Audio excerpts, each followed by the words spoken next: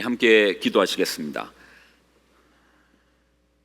하나님, 이 시간 임하여 주옵소서. 우리 각자의 심령, 그 마음에 하나님의 나라가 임하게 하여 주시옵소서. 영광을 드립니다. 감사드립니다. 예수님의 이름으로 기도드립나이다. 아멘. 복된 주일입니다. 우리 양옆에 귀한 지체들과 같이 한번 인사 나누겠습니다. 복된 주일입니다. 축복합니다. 축복합니다. 감사합니다. 오늘 본문은 너무나 잘 아는 구절이죠. 바울의 이제 고별 설교로도 유명한데, 사도행전 20장 24절 유명하잖아요. 내가 달려갈 길과 주 예수께 받은 사명, 곧 하나님의 은혜의 복음을 증언하는 일을 마치려 하면은 나의 생명조차 조금도 귀한 것으로 여기지 아니하노라. 위대한 전도자 바울의 고백입니다. 본문의 내용은 이렇거든요. 성령님께서 바울의 앞길에 결박이 기다린다, 환난이 기다린다, 핍박이 기다린다. 각성에서 주변의 사람들이 말리는 겁니다. 지금 가는 이 길 위험한 길이야, 지금 가는 그 길 어려운 길이야. 근데 바울 피하지 않습니다. 주변 사람 말려요. 피하지 않습니다. 그 길을 갑니다. 우리가 보면 환영받는 길, 박수받는 길, 높여주는 길, 그 길은 오지 마라고 해도 찾아갑니다. 그리고 그 자리 이름 내거는 거 우리 얼마나 영광스럽게 생각하고 좋아합니까? 근데 힘든 길, 어려운 길, 가봐야 뻔한 길, 가보니 어려워지는 길, 그 길은 이제 우리가 피해가요. 이게 바울이라는 인물에 대해서 우리가 이제 위대하다 할 수 있는 이 지점 중에 하나가, 이런 어려움을 앞두고도 그는 가는 겁니다. 왜 그런가? 왜 어려움 앞에서도 피하지 않는가? 왜 바보처럼 그 길을 간다고 고집하는가? 그 이유는 이 바울의 부르심이라는 것을 우리가 빼놓을 수가 없거든요. 부르심. 하나님께서 바울을 부르신 자리. 하나님께서 바울을 부르셨어요. 그 부르심의 그 첫 자리가 사도행전 9장에 나오거든요. 사도행전 9장 15절로 16절을 보면 하나님께서 바울을 부르신 그 부르심의 자리가 있어요. 자, 15절 여러분 한번 읽어보실래요? 같이 한번 읽겠습니다. 시작. 가라, 이 사람은 내 이름을 이방인과 임금들과 이스라엘 자손들에게 전하기 위하여 택한 나의 그릇이라. 예수님의 이름을 전하기 위하여서 택한 예수님의 그릇이라는 거예요. 자, 그런데 우리가 또 집중해서 볼 것은 이겁니다. 그 다음 절입니다. 16절이에요. 16절. 자, 16절 읽습니다. 시작. 얼마나 고난을 받아야 할 것을 내가 그에게 보이리라. 하나님은 바울을 부르셨어요. 부르셨는데 이방인과 임금들에게, 그리고 땅끝까지 예수님의 이름을 전하기 위하여 부르신 거예요. 전도자로 부르신 겁니다. 그리고 하나님께서 그에게 보여주셨던 그런 비전이 있습니다. 예수님께서 그에게 보여주셨던 장면이 있습니다. 보여주셨어요. 우리가 복음을 전하고 전도를 하고 그러면 교회가 사람으로 말미암아 꽉꽉 들어차고, 그 사람들이 주님을 찬양하고 영광 가운데 주님을 찬양하는 그 아름다운 부흥의 모습, 아니요, 그걸 보여준 게 아니에요. 큰 교회, 그걸 보여준 게 아니에요.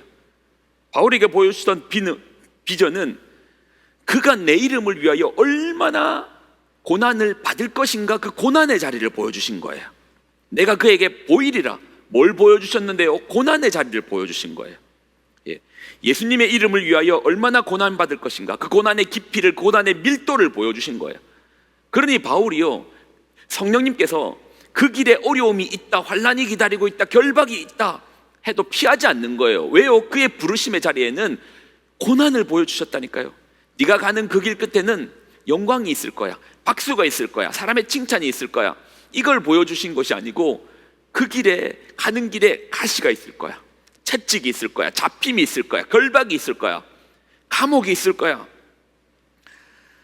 바울은 이 설교 이후에 정말 고난의 밀도가 빽빽하게 들어찬 예루살렘으로 들어갑니다.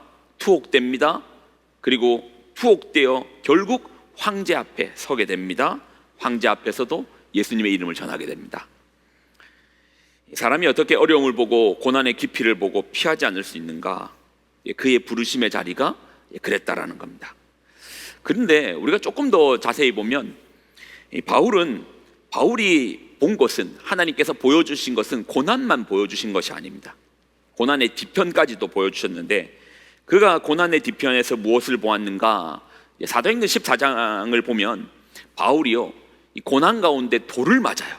첫 번째 전도 여행에서 돌멩이를 맞아요. 근데 이걸 돌 맞은 게 사람들 저리 가 하면서 피해라고 던지는 돌이 있잖아요. 저리 가 이런 수준이 아니고 그 돌을 맞아가지고 바울이 죽습니다.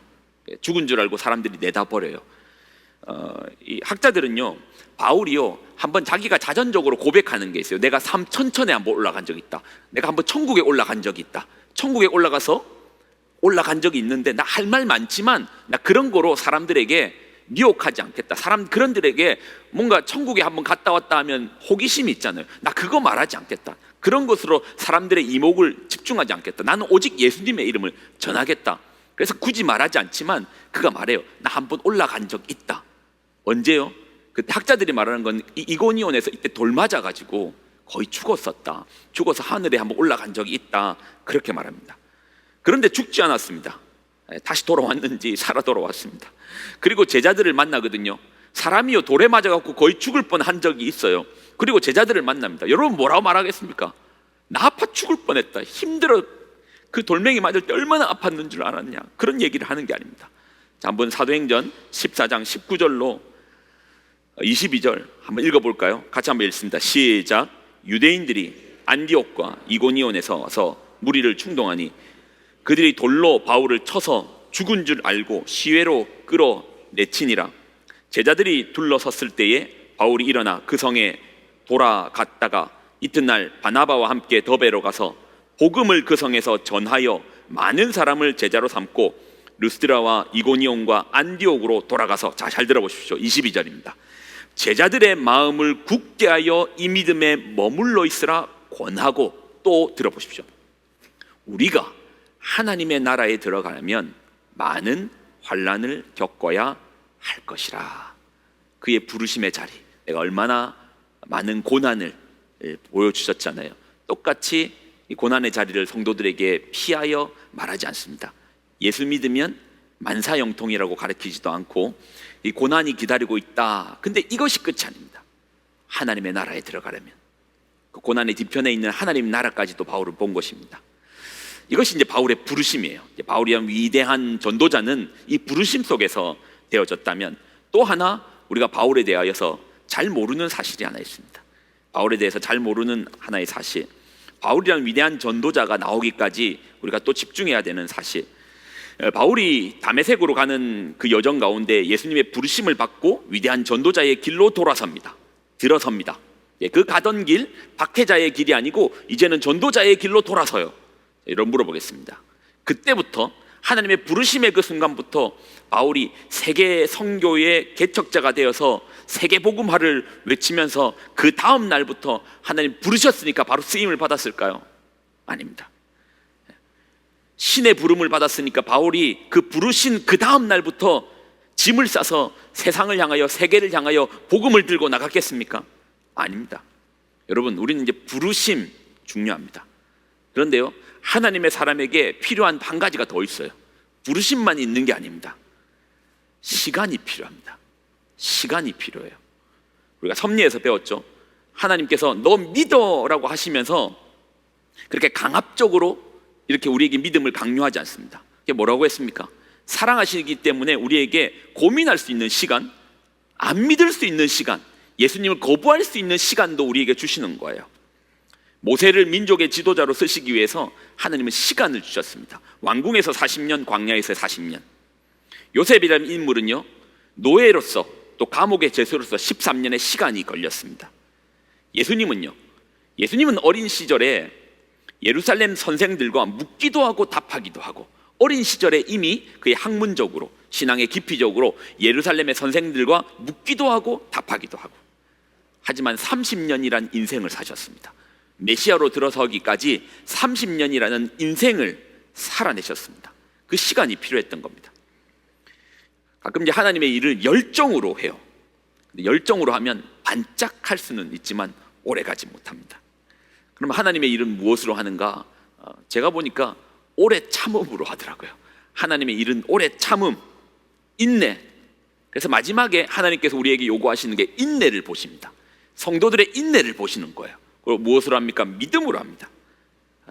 이 모든 것은 무엇이 걸린다? 시간이 걸리는 겁니다. 예. 인내, 오래 참음, 사랑, 믿음, 이 모든 것들에 시간이 걸리는 거예요. 그래서 하나님의 일을 하시는 분들을 보면은 이 성숙함이 보입니다. 아마 여러분 주변에도 보일 겁니다. 하나님의 일을 깊이 하시는 분들을 보면 그 속에 성숙함이 있어요. 여러분, 성숙함이란 말이 뭡니까? 익어간다는 거잖아요. 익어간다는 거죠. 어떻게 익어갑니까? 시간이 걸린다라는 겁니다. 하나님의 일 앞에서는 시간이 걸립니다. 마을장을 하실 때 마을장 첫 모임 파이팅이 넘칩니다. 뭔 파이팅이 넘칩니까? 첫 모임에 모이면 걱정 오만 걱정, 예. 표정이 울상, 십자가를 질 수 있나 이 노래 부르면서 온다니까요. 이 찬양 부르면서 온다니까요. 딱 그 표정으로 와요. 끌려온 표정, 마을에서 내가 이번에 안 하면 안 된다는 부담감으로 온 표정. 시간이 걸려요. 시간이 걸립니다. 시간이 지나면요 잘해요. 지금 우리 마을장들 너무 잘해요. 간혹 못할 수 있습니다. 간혹 못할 수 있습니다. 그럴 때 공동체의 힘이 뭡니까? 못할 수 있어요. 중직회를 하든지 마을장을 하든지 못할 수 있습니다. 다 잘하지 않더라고요. 못하는 분이 있을 수 있습니다. 그럴 때 공동체의 힘이 뭡니까? 시간을 드리는 거예요. 그분에게 시간을 드리면 됩니다. 지치면 좀 쉬어라. 힘들면 쉴 수 있는 시간. 공동체가 힘이 있다는 것은 지친 사람 옆에서 사명, 일사가고 죽으면 죽으리라, 그걸 가리키는 게 아닙니다. 그분에게 시간을 드리는 거예요. 여유를 드리는 겁니다. 이게 이제 공동체가 힘이 있는 공동체가 할 수 있는 겁니다. 예. 시간을 드리면 되더라고요. 그리고 또 그 시간 동안에 함께 감내할 수 있잖아요. 우리가 함께 견뎌줄 수 있잖아요. 아니, 그 사이에 마을장이 없어서 일이 제대로 안 되면 어떻게 합니까? 주의 일이 제대로 안 되면 어떻게 됩니까? 여러분, 없으면 안 됩니까? 없으면 안 됩니까? 좀 쉬면 안 됩니까? 중직회뿐 아니라 마을장 중에서도 지친 분이 있을 수 있고요. 그럴 때 나는 지금 잘하고 있는데 너는 왜 그러냐? 아닙니다. 성숙한 공동체는 시간을 드릴 수 있어야 됩니다. 각 개인의 편차는 다 다르고 각 가정의 상황들도 다 다르고 개인이 느끼고 있는 형편들도 다 달라요. 그렇기 때문에 일괄적으로 나는 하는데 너는 왜가 될 수 없습니다. 시간을 드리는 거예요. 아니, 그래가지고 주의 일이 안 되면 어떻게 됩니까? 제가요, 예전에 저희 음악 선생님께서 이제 피아노 전공을 하셨는데, 그 음악 선생님이 크리스찬이셨거든요. 자기가 왜 피아노 전공을 했는지를 한번 얘기를 해주신 적이 있어요. 자신이 출석한 교회의 피아노 반주자가요, 좀 별났답니다. 고집불통이었답니다. 성질. 그런데 하필 그 교회에 사람이 적은 교회는 아닌데 하필 피아노 반주자가 한 사람밖에 없었던 거예요. 그러니 성도들이 그 성질을 다 받아주는 겁니다. 목사님들 다 받아주는 거예요. 그런데 결국 자기 성질을 못 이겨서 그분이 어느 날 나 간다고 가버린 거예요. 반주자가 없이 교회가 한 1년 정도의 시간을 보냈습니다. 반주자가 없이요. 인원이 그렇게 작은 교회는 아닌데 반주자가 없이 1년 정도의 시간을 보냈어요. 여러분, 교회에 반주자가 없으면 어떻게 됩니까? 그 교회가요, 반주자가 없이 1년을 보내는 동안 어떤 일이 있었을까요? 여집사님들이요, 너나 나나 할 것 없이 애들한테 무슨 공부 가르쳤을까요? 너나 나나 할 거 뭐 가르쳤겠습니까? 다 피아노를 가르친 거예요. 너나 나나 할 것이 다 피아노를 가르친 거예요. 그리고 4, 5년이 지나니까 그 교회는요, 피아노 칠 사람이 그 어느 교회보다 많아지는 거예요. 하나님이 일을 그렇게 하시더라니까요. 우리가 눈에 볼 때는 지금 이 반주자가 없으면, 떠나버리면 우리 교회는 반주자가 없어. 근데 공동체가요, 그럴 수 있습니다. 시간이 지나 보니까 나중 되니까 반주자가, 그래서 그렇게 말합니다. 자기도 그때 그 피아노 퀴즈라고, 그때 다 너나 나나 할 것 없이 서로 피아노를 배우면서 교회에 모이면 피아노 이야기를 했대요. 시간이 걸립니다. 바울도 그래요. 바울이라는 위대한 전도자가 우리는 사명만 가지고 그가 이렇게 나왔다고 생각하는데요, 아니요, 시간이 걸렸습니다. 바울도 시간이 걸렸어요. 바울이요, 다메섹에서 예수님을 만납니다. 그리고 만난 다음에 바로 열정적인 전도자가 됐을까요? 아니요, 그렇지 않았다는 겁니다. 몇 번 본인의 열정으로 시도했지만 아니요, 성숙하지 않은 성품으로서는 주의 일을 할 수가 없습니다. 바울이 예수님을 처음 만났을 때 하나님께서 바울에게 주신 시간이 있습니다. 그 시간이 뭔지 압니까? 3일의 시간. 앞이 보이지 않는, 눈이 보이지 않는 3일의 시간. 만약에요, 저한테 한번 정권을 주고 수련회를 한번 진행해봐라 라고 하면 제가 정말 이거는 진짜 한번 해보고 싶은데, 정권을 주고 수련회를 한번 해봐라 라고 하면 3일간 눈을 다 가리는 거예요. 앞이 보이지 않는 채로 그냥 놔두는 거예요. 앞이 보이지 않는 채로 그냥 놔둬버리는 겁니다. 바울은 3일간 앞이 보이지 않는 상황을 하나님께 허락하셨습니다. 예전에 이걸 관련해서 그냥 글을 썼는데요, 그냥 읽어드릴게요. 그는 3일 동안 보지 못한다. 그리고 먹는 것 마시는 것도 하지 않는다. 생각해보라. 사람을 죽였다. 스데반을 죽였다. 그것을 당연한 것으로 여겼다. 사람을 죽였는데 어떻게 그것이 당연한 것이 될 수 있는가? 자신의 행위가 옳다는 신념으로 사람까지 죽였다. 그런데 그의 삶에 예수님이 찾아오셨다. 그 충격은 어떠하였을까? 자신이 박해한 예수님을 만날 때 그 당혹감은 어떠하였을까? 신념에 균열이 생긴다. 그 신념 때문에 사람을 죽였는데, 그리고도 옳다 여겼는데, 그런데 자신이 박해한 예수님을 만났다. 그가 구원자이시다. 혼란과 어둠, 보이지 않는다. 그 어둠 속에서 오히려 그는 자신의 모습을 똑똑히 직면할 수 있었다. 내가 틀렸다. 앞이 보이지 않는 3일 동안 그 감긴 눈으로 그는 자신을 보았다. 그리고 예수님을 보았다. 다메섹에서 예수님께서 바울에게 허락했던 시간은 3일입니다. 앞이 보이지 않는 3일. 그것으로 끝난 줄 압니까? 아닙니다.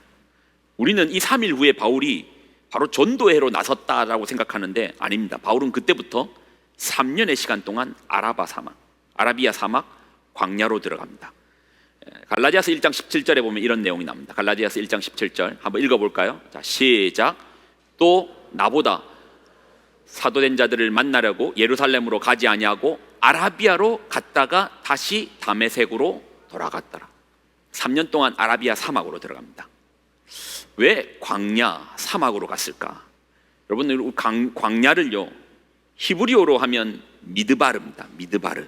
근데 이 미드바르의 어원을 타고 들어가면 다바르가 나와요. 미드바르의 어원 속에는 다바르라는 말이 나오는데, 이 다바르란 말은 말하다, 말씀, 말하다. 주께서 말씀하시다, 말하다. 그러니까 이 광야라는 어원 속에는 말하다라고 있는 거예요. 아니, 그 적막해가지고 아무 소리도 들리지 않는, 풀 한 폭이 보이지 않는 그 광야에서 어떻게 말하다. 여러분, 도시에서 새소리 들어봤습니까? 도시에서 새소리 들어보셨어요? 도시에서 새소리 안 들어보셨습니까? 도시에도 새는 많습니다. 근데 새소리는 들리지 않습니다. 왜요? 자동차 소리, 사람들의 소리, 그리고 내 마음의 분주함으로 그 새의 소리를 들을 여유가 없습니다. 근데 사람의 소리가 들리지 않는 그곳에서 하나님의 음성이 들리는 거예요. 이 바울은 3년간 사람의 소리가 들리지 않는 그곳에서 예수님이 누구신지를 말씀으로써 확증합니다. 그간 구약의 학자지 않았습니까? 구약에 풀리지 않던 문제들이 예수님이 메시아라는 이 관점으로 성경을 바라보니 성경이 열립니다. 자, 그러니 3일, 3년, 바울은 이 시간이 걸렸습니다. 그럼 이제 시간이 끝났습니까? 아니요, 그렇지 않습니다. 그리고 나서 복음을 전했습니까? 아니요, 그렇지 않습니다. 그리고 나서 자신의 고향 다소로 돌아갑니다. 그리고 무려 10년 동안 무명의 성도로 그의 삶을 삽니다. 시간이 걸렸습니다. 아무도 알아주지 않고 이름이 없는 10년의 시간이 걸렸습니다. 그러니 바울에게 있어서 시간의 걸림은 3일간의 어둠, 3년의 광야, 10년의 무명의 생활. 이 시간을 통해서 나는 옳다에서 내가 틀렸다로 바뀌었고, 나는 있다에서 나는 없다로 바뀌는 거예요. 시간을 통해서, 시간을 지나서 그 시간을 지난 후에 바울이 전도자로 나오는 겁니다. 부르심만 있는 것이 아닙니다. 시간이 걸렸습니다. 여러분은 어떻습니까? 내 신념이 무너지는 3일이 있었습니까? 말씀에서 예수님을 만나는 이 광야 3년의 시간은 여러분 어떻습니까? 있습니까? 나를 채우기에 힘썼던 그릇이 깨지고 주님을 위한 그릇으로 빚어지는 10년의 시간들이, 그 시간들이 여러분에게 있으셨습니까? 여러분 이런 시간을 통과하셨습니까? 제가 성도분들과 대화를 해보면 주님의 일을 깊이 하시는 분들은 너나 할 것 없이 성숙함이 있습니다. 성숙함은 그냥 만들어지는 것이 아닙니다. 시간이 걸리더라고요. 3일, 3년, 10년의 시간이 걸리더라고요. 저도 말씀의 거울에 비춰져서 한 번씩 이제 설교자가 이제 어려운 게 참 누군가 이야기를 하기도 그렇고, 그러다 보니 자신의 이야기를 그냥 한번 찾아봐요. 내 삶 속에는 이 말씀에 적용해서 이게 나눌 얘기가 없는가 찾아보면, 저도 이제 그러다 보니 얘기하는데 오해는 없고 그냥 들으십시오. 저도 이제 이 시간이 있더라고요. 예전 교회에 전에도 한번 얘기한 적이 있는데 청년부 섬겼잖아요. 미쳐 있었거든요. 수련회를 1년에 40에서 50번을 했습니다. 사실 이게 여러분은 그렇게 크게 와닿지 않죠. 근데 만약에 우리 교회 중고등부일까요? 수련회를 1년 동안 40번에서 50번을 한다고 생각해봐요. 그것도 2박 3일, 3박 4일, 길면 4박 5일 수련회를 40에서 50번을 중고등부에서 그냥 매주 수련회 하러 나간다 생각해봐요. 이게 쉬운 일이 아니었어요. 저 그렇게 4년 정도의 시간을 그렇게 청년부 섬길 때 그렇게 했어요. 1학년 수련회, 2학년 수련회, 3학년 수련회, 4학년 수련회, 1학기 수련회, 2학기 수련회, 신입생 수련회, 찬양팀 수련회, 리더 수련회, 부리더 수련회, 그리고 전체 수련회를 그냥 원 없이 했습니다. 청년들이 오기 시작하더라고요. 50명이 100명이 되고, 100명이 150명이 되고, 180명이 되고, 200명이 되고, 어느 날 예배를 드리는데요, 청년들이 한 250명이 본당이 가득한 거예요. 그때가 그냥 사역자로서의 어떤 전성기 같은 느낌인 거예요. 겁날 게 없죠. 그런데요, 제 이름이 없더라고요. 그러니까 교회가 좀 소문이 날리지 않겠습니까? 그렇게 되니까 교회가 좀 소문이 날 거잖아요. 그래서 청년 사역을 잘하는 교회로 소문이 나면서 강사로 초빙을 받는데, 저를 부르는 게 아니고 담임 목사님을 부르더라고요. 아니, 새벽부터 저녁까지 수련회 한다고 봉고차 몰고 제 이름은 없고 담임 목사님을 강사로 가시는데, 제 마음에 왜 나를 부르지 않지? 이게 나중에는 섭섭함과 분노로 바뀌더라고요. 그러다 보니 갈등이 생기더라고요. 나중에 목사님과 싸웁니다.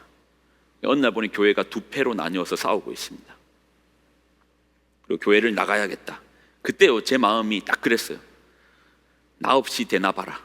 내가 나간다 하면 상대, 죄송합니다, 진영에서 잘못됐다고 하면서 붙잡을 줄 알았어요. 아주 낮은 수를 썼죠. 근데 돌아오는 답변, 나가라. 홧김에 한 말이 되돌릴 수 없는 말이죠. 그만큼 이제 수준이 낮았어요. 그렇게 나가는데 한 집사님이 그러세요. 한 집사님이 이제 나가기로 마음먹고 한 집사님이 그러세요. 그분의 말을 그냥 그대로 얘기 드리면, 우리 성도들은 가슴에 사표를 품고 삽니다. 존재가 파괴되는 모멸감 속에서도 이를 악물고 버팁니다. 그렇게 회사를 다니고 있습니다. 근데 목회자들은 정령 사명을 말하지만 정작 직장인들보다 사명이 없어 보입니다. 어떻게 그렇게 쉽게 나갑니까? 양들을 두고 어떻게 그렇게 쉽게 나갑니까? 그냥 목사님께 고개 숙이고 다시 있기를 바랍니다.